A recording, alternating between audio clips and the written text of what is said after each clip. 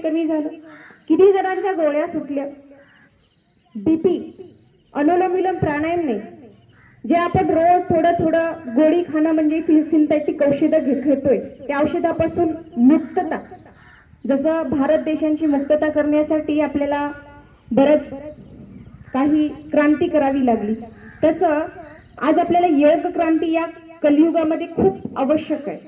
त्याच्यासाठी आपल्या गावामध्ये आज पूर्ण बाहेरून बाहेरून फोन येतो, देगलूरवरून असेल, इकडून असेल, उटगीरून असेल, प्रत्येक ठिकाणून असं वाटतं की अरे तुमचा खूप सुंदर योग वर्ग चालू आहे ग्रामीण भागात असून निरंतर आमच्या गावात नाही हो, असं ते खंत आपल्याला करतात.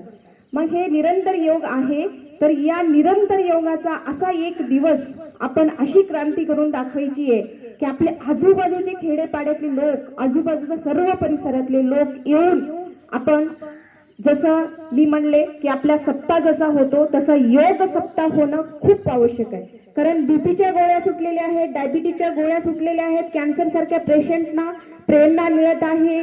अजून काय पाहिजे, अजून काय पाहिजे तुम्हाला? जे लाखो लोकांचे पैसे दवाखान्यामध्ये चाललेले आहेत ते वाचत आहेत. तसंच व्यसन मुक्ती होत आहे, आपल्या इंद्रियावर कंट्रोल होत आहे. जसंच आपली चहा हे एक व्यसन आहे, दारू तर आहेच आहे, दारू तर सुटलेलीच आहे, पण चहासारखे व्यसन सुद्धा सुटलेले आहेत. मग एवढी मोठी क्रांती आज योगामुळे होत आहे, मग याला का प्राधान्य नाही? याला सुद्धा आपल्याला सर्वांना प्राधान्य दिलं पाहिजे आणि हा आपल्याला क्रांती करून दाखवली पाहिजे. कपालभाती प्राणायाम करतोय. कपालभाती प्राणायामने बऱ्याच जणांचा पोटांसंबंधी आजार, गाठी, गर्भाशयांच्या गाठी जे आज महिलांना ऑपरेशन करून काढावे लागतात, गर्भाशय काढून फेकून द्यावे लागतात, ते सुद्धा वाचलेले आहेत या कपालभाती प्राणायामने. अशा योग साधनेला आपल्याला जास्तीत जास्त लोकांपर्यंत पोहोचवण्याचं काम, जास्तीत जास्त याला जागृतीचं काम करणं आवश्यक आहे.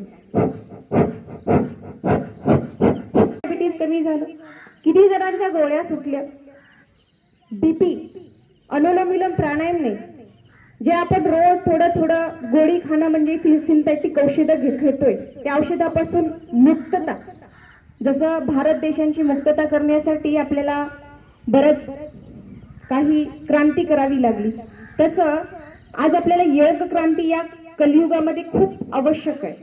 त्याच्यासाठी आपल्या गावामध्ये आज पूर्ण बाहेरून बाहेरून फोन येतो, देगलूरवरून असेल, इकडून असेल, उटगीरून असेल, प्रत्येक ठिकाणून असं वाटतं की अरे तुमचा खूप सुंदर योग वर्ग चालू आहे ग्रामीण भागात असून निरंतर आमच्या गावात नाही हो, असं ते खंत आपल्याला करतात.